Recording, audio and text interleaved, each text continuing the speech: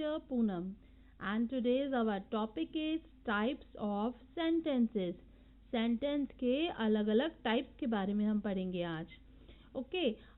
हमारे जो previous chapter है उसमें हम पढ़ चुके हैं सेंटेंस क्या होता है, सेंटेंस किसे कहते हैं. तो एक बार क्विकली से रिवीजन कर लेते हैं. A sentence is an arrangement of a group of words that makes complete sense. तो सेंटेंस वर्ड्स का ऐसा ग्रुप होता है जिसको कि हम इस तरीके से अरेंज करते हैं कि उसका कंप्लीट सेंस निकले. ओके. मीन्स कि सेंटेंस में क्या क्या होना चाहिए, वर्ड्स का ग्रुप होना चाहिए और उसका कंप्लीट सेंस निकलना चाहिए.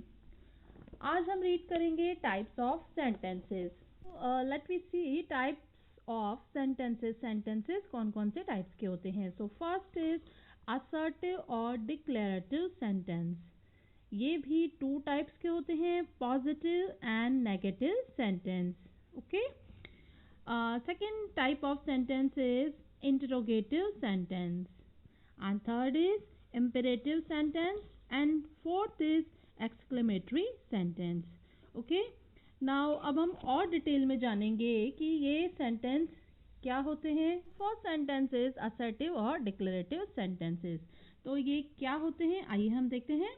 ए sentence that makes a statement is called N assertive और डिक्लेरेटिव सेंटेंस. एक ऐसा सेंटेंस जो कि एक स्टेटमेंट बनाता है उसे ही हम असर्टिव या डिक्लेरेटिव सेंटेंस कहते हैं. It can be either positive और नेगेटिव. ये या तो पॉजिटिव हो सकता है या फिर नेगेटिव भी हो सकता है. A declarative sentence ends with a full stop. और इस तरीके के जो सेंटेंस हैं, डिक्लेरेटिव सेंटेंस हैं, इनका एंड होता है एक फुल स्टॉप से. Students, look at these sentences. Red Riding Hood went to the forest. तो इस सेंटेंस में आपको रेड राइडिंग हुड के बारे में बताया कि वो फॉरेस्ट गए. Second example is the boy is tall and smart. Boy tall और स्मार्ट है. तो ये जो फर्स्ट के टू सेंटेंसेस हैं ये दोनों पॉजिटिव सेंटेंस हैं. ये हमको सब्जेक्ट के बारे में कुछ बता रहे हैं. Third one is we did not go to the party. हम पार्टी में नहीं गए. अब यहाँ पर वर्ड आ रहा है नॉट. तो ये कौन से सेंटेंस है, ये सेंटेंस है negative sentence. Do you know students, we can change a positive sentence into a negative sentence by. तो हम पॉजिटिव सेंटेंस को नेगेटिव में कैसे चेंज कर सकते हैं. First is adding the word no. Positive sentence में वर्ड नो यूज करके हम पॉजिटिव सेंटेंस को नेगेटिव में बदल सकते हैं. For example, I have money. मेरे पास मनी है. अब इसको नेगेटिव में चेंज करना है तो हम क्या करेंगे, इस सेंटेंस में नो वर्ड ऐड कर देंगे.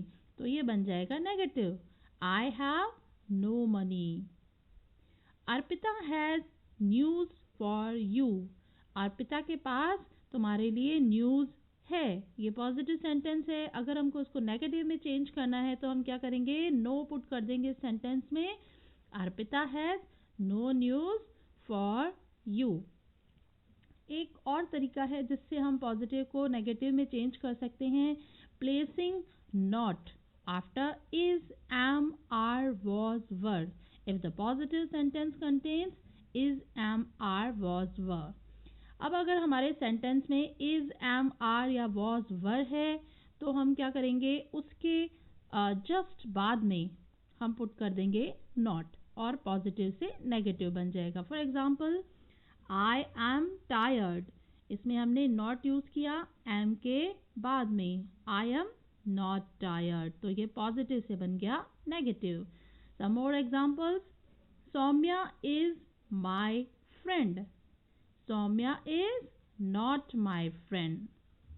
They are my neighbors. They are not my neighbors.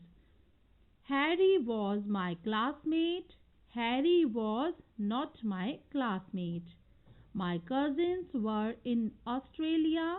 My cousins were not in Australia. Okay. Uh, Now, other rule is placing not between the two parts of the verb.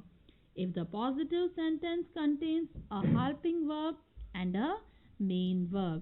अब अगर हमारे positive sentence में helping verb भी है और main verb भी है तो हम क्या करेंगे, उसके बीच में नॉट को पुट कर देंगे और हमारा पॉजिटिव से नेगेटिव सेंटेंस में चेंज हो जाएगा. For example, I am going to Paris. Now इस सेंटेंस में am है हेल्पिंग वर्ब एंड गोइंग है मेन वर्ब. तो हमको पॉजिटिव को नेगेटिव चेंज करने के लिए इन दोनों के बीच में नॉट पुट करना है. तो I am going to Paris का नेगेटिव क्या बनेगा? I am not going to Paris. One more example. Ankush has finished his lunch.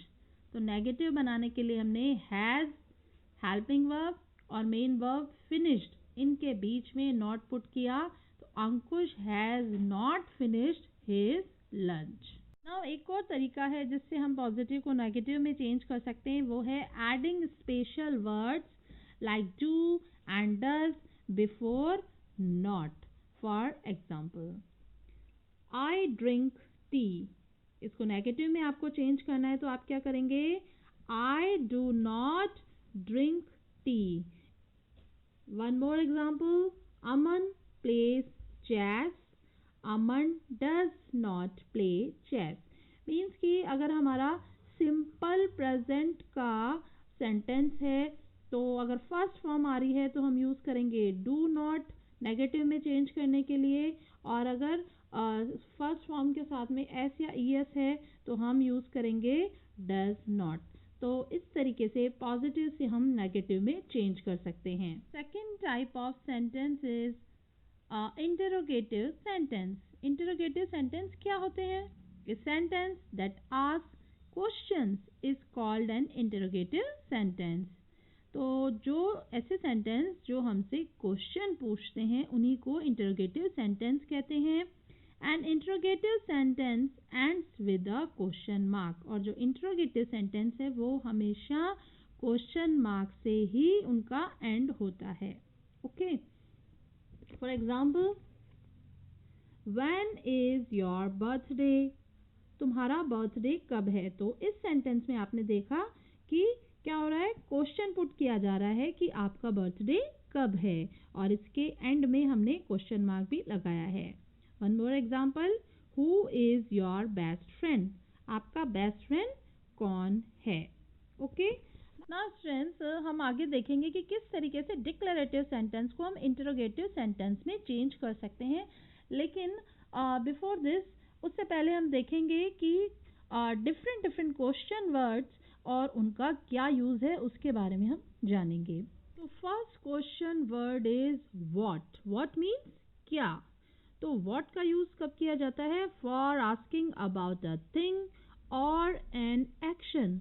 किसी चीज या किसी एक्शन के बारे में पूछने के लिए व्हाट का यूज किया जाता है. For example, what is your name. आपका नाम क्या है? तो इसमें आपने किसी चीज के बारे में पूछा तो ये है व्हाट का use. Next is where. Where means कहाँ. तो वेयर का यूज कब किया जाता है? For asking about a place और अ पोजीशन. किसी प्लेस या पोजीशन के बारे में पूछने के लिए वेयर का यूज किया जाता है. For example, where are you going. तुम कहाँ जा रहे हो? तो हमने क्या किया? प्लेस के बारे में पूछा कि तुम किस जगह जा रहे हो. Okay. Next word is which. Which means कौन सा. तो विच का यूज किया जाता है for asking about a choice. किसी चॉइस के बारे में जानने के लिए, पूछने के लिए विच का यूज किया जाता है. For example, which is your favourite colour. आपका फेवरेट कलर कौन सा है? तो इसमें हमने चॉइस जानने के लिए उससे पूछा कि तुम्हारा फेवरेट कलर कौन सा है. Next word is why. Why means क्यों. वाई का यूज किया जाता है फॉर आस्किंग रीजंस. कारण जानने के लिए वाई का यूज किया जाता है. For example, why are you crying, तुम क्यों रो रहे हो।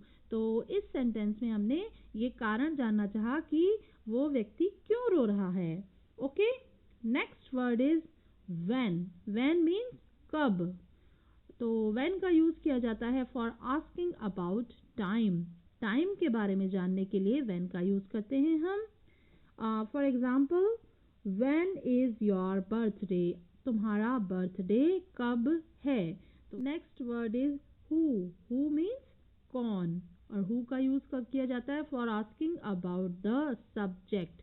किसी सब्जेक्ट के बारे में पूछने के लिए हु का यूज किया जाता है। For example, who is your best friend, तुम्हारा बेस्ट फ्रेंड कौन है। The other word is whose. whose means किसका। whose का यूज कब किया जाता है फॉर आस्किंग अबाउट ओनरशिप। किसी की ओनरशिप के बारे में पूछने के लिए whose का यूज किया जाता है। For example, whose camera is this, यह कैमरा किसका है।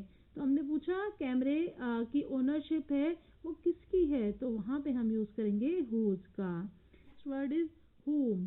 whom मीन्स किसको या किसे। whom का यूज कब किया जाता है for asking about the object. तो सेंटेंस में जो ऑब्जेक्ट आ रहा है, किसी सेंटेंस के मेनली 3 पार्ट्स होते हैं, सब्जेक्ट, वर्ब एंड ऑब्जेक्ट। तो जब हम ऑब्जेक्ट के बारे में कुछ पूछ रहे हैं तो हम whom का यूज करेंगे। For example, whom should eye contact, मुझे किससे कॉन्टेक्ट करना चाहिए। Word is how. How means कैसे या किस तरीके से। हाउ का यूज हम कब करते हैं for asking details about a thing और एन एक्शन। किसी चीज या किसी एक्शन के बारे में डिटेल्स जानने के लिए हम हाउ का यूज करते हैं। For example, how are you और how was the trip. Okay, अब हम देखेंगे स्टूडेंट्स कि हम किस तरीके से डिक्लेरेटिव सेंटेंस को इंटरोगेटिव सेंटेंस में चेंज कर सकते हैं। So first is placing am, is, are, was, were before the subject when we have only these verbs in a sentence. जब हमारे पास सेंटेंस में is, am, are, was, were है और कोई मेन वर्ब नहीं है, तो हम इंटरोगेटिव सेंटेंस में चेंज करने के लिए हेल्पिंग वर्ब को सबसे पहले रख देंगे, सब्जेक्ट से पहले रख देंगे। For example, I am a poet. अब हेल्पिंग वर्ब क्या है, इसमें एम है, तो हम क्या करेंगे, हेल्पिंग वर्ब को सब्जेक्ट से पहले कर देंगे। तो एम आई ए पोइट, ये बन गया interrogative sentence. Some more example, Mayank is sad. तो इंटरोगेटिव सेंटेंस में चेंज करने के लिए हम इसको सब्जेक्ट से पहले रख देंगे। Is Mayank sad. They are faithful. Are they faithful. Sukriti was quiet. Was Sukriti quiet. The man were annoyed. Were the man annoyed. Okay, now placing the subject between the helping verb and the main verb when a sentence has both these verbs. अब अगर हमारे sentence में helping verb भी है और main verb भी है तो हम किस तरीके से इंटरोगेटिव सेंटेंस में चेंज कर सकते हैं। इसके लिए हमको क्या करना पड़ेगा, जो हेल्पिंग वर्ब है और जो मेन वर्ब है इन दोनों के बीच में सब्जेक्ट को पुट करना पड़ेगा। For example, Ashish is playing with his PAT. अब इसमें मेन वर्ब भी है और हेल्पिंग वर्ब भी है, तो हम सब्जेक्ट को आशीष को पुट करेंगे इन दोनों के बीच में। तो किस तरीके से चेंज किया हमने, is Ashish playing with his PAT. One more example, Alini was painting the canvas. Now was है helping verb and main verb is painting. तो हम सब्जेक्ट Alini को इन दोनों के बीच में पुट करेंगे, तो सेंटेंस कैसे बनेगा, was Alini painting the canvas. Next is they have purchased a car. तो have और purchase helping verb and main verb के बीच में they को पुट किया हमने, तो have they purchased a car. Gayatri has written a book. Has Gayatri written a book? Okay, तो इस तरीके से हम डिक्लेरेटिव सेंटेंस को इंटरोगेटिव में चेंज कर सकते हैं। तो नेक्स्ट हमारे सेंटेंस है इम्परेटिव सेंटेंसेस। तो इम्परेटिव सेंटेंस क्या होते हैं? A sentence that expresses an order और मेक्स अ रिक्वेस्ट और gives an advice is called an imperative sentence. तो इम्परेटिव सेंटेंस ऐसे सेंटेंस होते हैं जो हमको जो ये एक्सप्रेस करते हैं किसी ऑर्डर के बारे में या किसी रिक्वेस्ट के बारे में या फिर कोई एडवाइस देते हैं, वो ही होते हैं imperative sentence. For example, first example is stand up, खड़े हो जाओ। तो ये क्या है? कमांड है, ये ऑर्डर है। Next is please pass me that book. तो इस एग्जाम्पल में रिक्वेस्ट है। एंड बी केयरफुल, तो ये क्या है? एडवाइस दे रहे हैं कि तुम केयरफुल हो जाओ। तो ये जो सेंटेंस हैं इन्हें ही हम कहते हैं imperative sentence. Okay, now next sentence is exclamatory sentence. Exclamatory sentence क्या होते हैं? A sentence that expresses a strong feeling of happiness, sadness, hurt, fear or surprise is called an exclamatory sentence. These sentences end with an exclamation mark. तो ये जो इस type के sentence हैं वो एक्सप्रेस करते हैं खुशी की, दुख की या हर्ट होने की, डर की या सरप्राइज की स्ट्रॉन्ग फीलिंग्स को ये शो करते हैं। और इस तरीके के सेंटेंस हैं उनके एंड में आता है exclamation mark. Okay, for example, how hot it is, यह कितना गर्म है। Oh no, I have lost my wallet. What a lovely gift, it's the worst experience of my life. So students, these sentences express strong feelings and are called exclamatory sentences. Okay, so students, these are the types of sentences. I hope you understood this very well.